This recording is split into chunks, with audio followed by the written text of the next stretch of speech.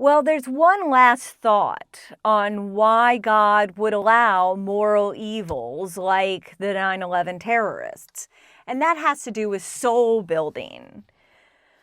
We're rational beings, and we need to have a moral or a spiritual life. We're we're animals, okay? We are biological creatures. We have to have food and water and sleep to keep our bodies functioning so that we can have energy and move around, etc., etc. But unlike so very many animals, we are also rational beings. And we have something else that needs to be tended to, and evil helps us to cultivate our spiritual side. It helps us to learn moral worth, to develop empathy and courage. If everything was happy all the time and there was never any suffering, we wouldn't have courageous people. We wouldn't have sympathetic people. So suffering in the world helps us to cultivate this. Sometimes that suffering comes from human beings.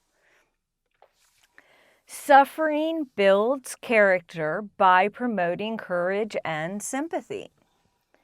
So the idea is that maybe it is part of his grand design that we do at least some of the evil things that we do. Moral evil, does offer that side where we can come together. We can join together in the face of evil and adversity. And natural evils allow for that sometimes too, when we have things like tsunamis or floods.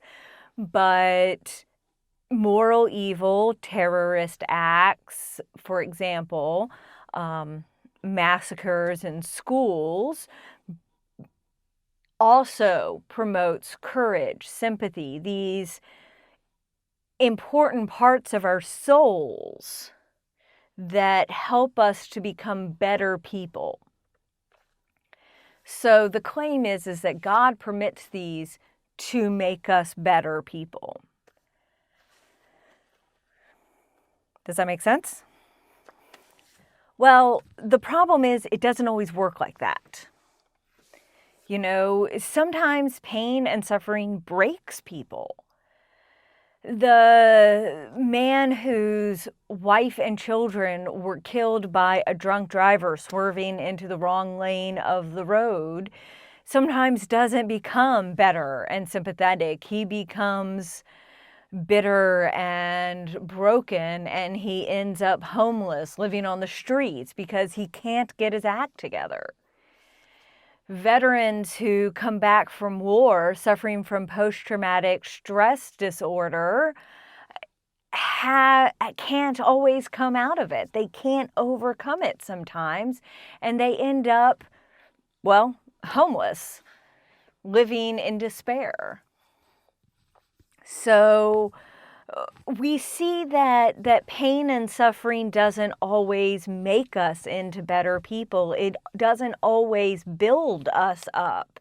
Sometimes it turns us bitter and unhappy and mean, and sometimes it just utterly breaks us to the point where we can't do anything. We're homeless or we commit suicide. So the soul building defense offers an option where we're becoming better, but it seems like something needs to be said about the instances where it doesn't work like that. So that's the problem of evil. That's the beginning of our philosophy of religion information altogether. Please, of course, if you didn't understand something, rewind, re-listen. And if you have any questions, send me an email. Just please remember to sign your email so that I will respond to it. Have a great week.